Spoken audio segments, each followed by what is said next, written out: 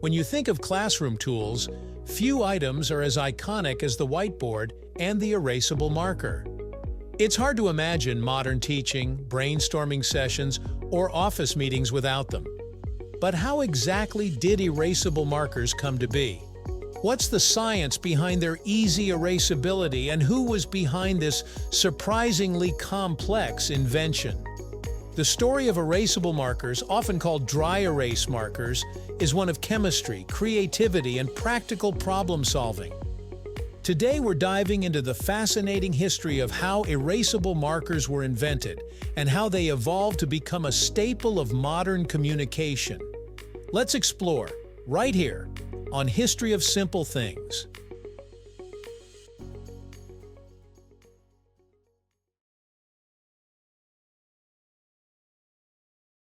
To understand where erasable markers came from, we first need to go back to the invention of the traditional marker.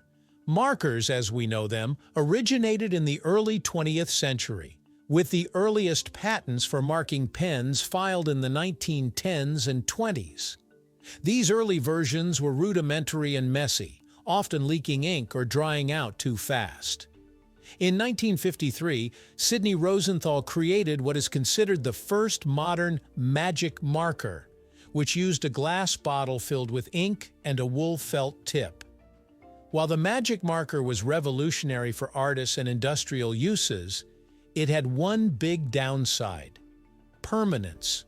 It stained surfaces, wasn't easy to control, and wasn't ideal for temporary writing. Enter the 1960s, an era of rapid innovation and scientific breakthroughs. This was when a man named Jerry Woolf came into the picture. Woolf was a scientist working for the Techform Laboratories, a company that developed materials for aerospace and medical technologies. During his experiments with inks and coatings, Woolf began to explore the possibility of creating a marker that could be used like a pen but erased like chalk. This idea wasn't just to improve markers, it was about reimagining the writing surface altogether. Chalkboards, which had been around for centuries, were dusty, messy, and hard to clean. Teachers and presenters wanted something cleaner, smoother, and more reliable.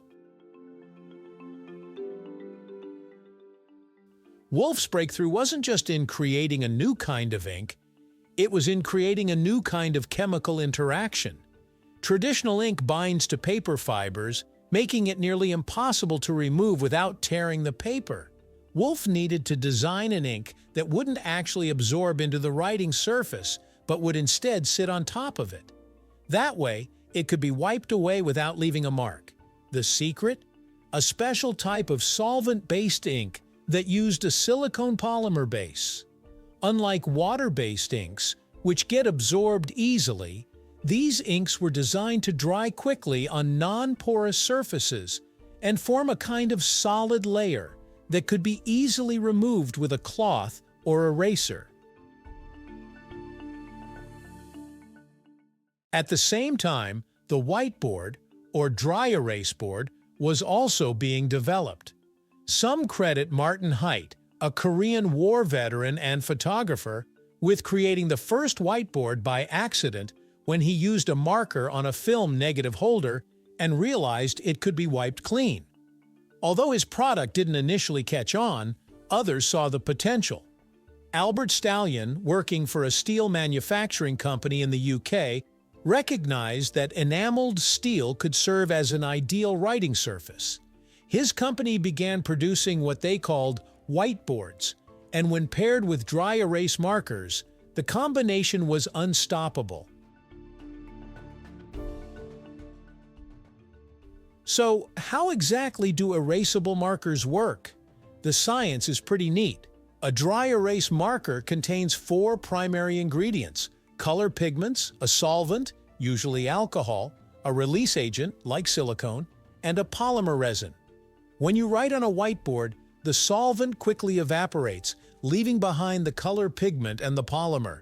The polymer prevents the pigment from sticking to the surface too strongly, while the silicone makes it slippery and non-adhesive. When you wipe the board, you're essentially lifting this thin film of pigment and polymer off the surface. No staining, no smearing, and no residue if everything's working right. Of course, the early days of dry erase markers weren't perfect. Initial versions were pungent, full of volatile organic compounds or VOCs, and sometimes left faint stains after repeated use. As demand for more eco-friendly and low-odor versions grew, companies like Expo and Quartet began improving the chemical composition, introducing less toxic solvents and improving the ease of erasability. Some markers were even designed for wet erase, where water is needed to clean the surface, a variant often used for more permanent displays. By the 1980s and 1990s, dry erase markers had completely replaced chalk in many schools and offices. Their bright colors, ease of use, and cleaner appearance made them an obvious upgrade. Companies began developing accessories: magnetic erasers, board cleaners, color-coded markers, and even digital whiteboards that could capture and save what was written. It's wild to think that a relatively simple concept, ink that doesn't stick too well, ended up transforming how we communicate visually in the workplace and in classrooms around the world. Interestingly, erasable markers also inspired a lot of spin-offs. From children's coloring books that could be wiped clean to whiteboard paint that turns any wall into a writing surface, the idea of temporary, cleanable writing became a huge market. There are even smart markers today that connect to apps and let you digitize what you write on a whiteboard in real time. All of that innovation stems from the original idea that writing doesn't always have to be permanent.